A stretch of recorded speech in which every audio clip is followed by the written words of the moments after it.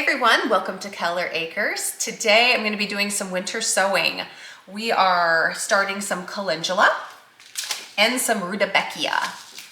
Both of these are from Baker Seeds. I'm really excited about these. My husband and I have major spring fever, and obviously there's not much we can do this time of year. It's February, we're in zone 5 in Iowa, and so winter sowing is it. So we're gonna get this started. The great thing about winter sowing is it's really simple. It doesn't cost a lot of money, and your plants are already going to be hardened off. If you want to start plants indoors this time of year, which we also have done in the past and will be doing, we have a lot of grow lights. You can do it that way, but then when it comes time to take your plants outside, you have to harden them off first so that they'll survive, and that takes a lot of time. It's taking them outside for certain amounts of time each day for like a 1 to 2 week period.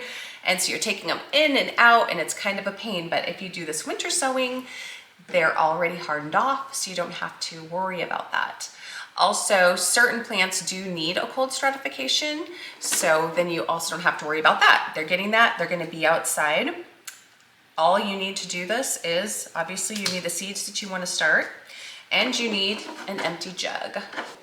We are using an empty water jug. I've saved milk jugs in the past, and a lot of people use milk jugs, but for me, I cannot get that smell out, or if you don't use them right away, I go back and maybe it's because I put the lid back on, I don't know. It's hard to get that smell out. So water ones are ideal, but you can use milk if you want to.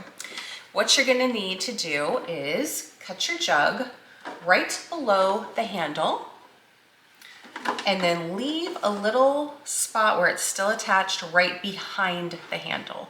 So it's probably like 1.5 inches or so right here. Otherwise, cut it all the way around. This, my husband says, is called a living hinge in the plastics world. That is the world he lives in. He's a plastics guy. Anyway, that's all you need to do. Then the lid, we're actually going to be throwing that away. That will not need to be on. So this is going to act like a mini greenhouse for your plant. You're also going to want to poke some little holes in the bottom for drainage. And also, just kind of as a backup security feature, you're going to want to poke a couple holes right above, just right here, really low along the side. Just a couple on each side. That way, if this gets clogged up, then you've got that. So there's still some drainage. Also, you're going to want to check on this periodically to make sure it doesn't get dried out, but being outside, ideally it's going to get rain, it's going to get snow, so it should stay moist, but that's something also to keep in mind. You're going to have to check on that. You're also going to need some potting soil. Potting soil is ideal for this because these plants are going to need the extra nutrients that are in the potting soil because they're going to be living in their little mini greenhouse for 1 to 2 months.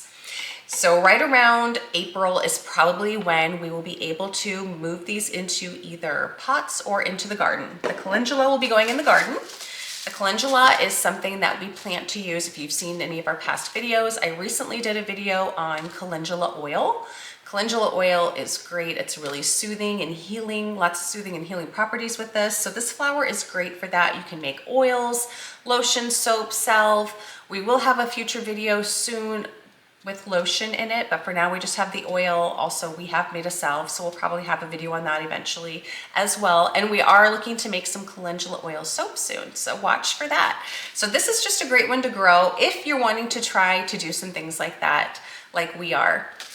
This one is a rudbeckia. I'm really excited about the rudbeckia. This one apparently is hard to get, and it's in the black-eyed Susan family. I love black-eyed Susans, and this is obviously different than your typical black-eyed Susan. So these I plan to potentially put in a pot or in our flower bed in the front of the house, somewhere where I will be able to enjoy seeing it.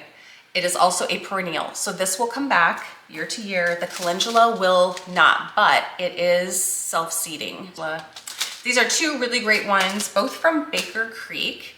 Great site, and obviously a lot of people think so because I know I've been scrolling lately and a lot of things are sold out, so it's something you want to kind of keep on top of, and that's how we were able to get these rudbeckia.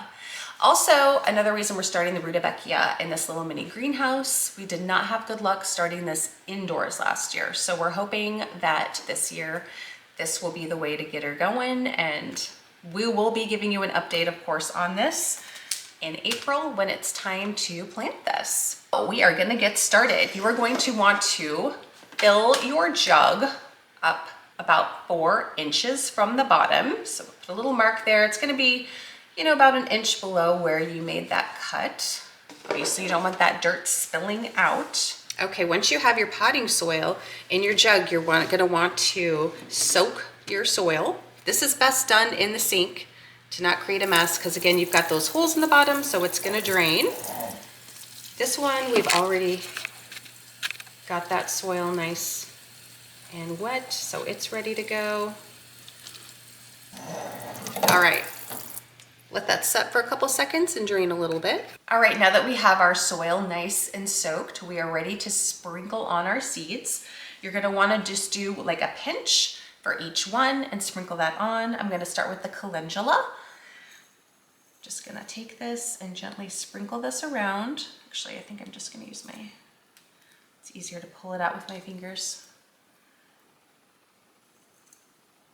These look like little worms. Now we're gonna go on to our rudbeckia. Gonna do the same thing, sprinkle a pinch onto your nice wet soil.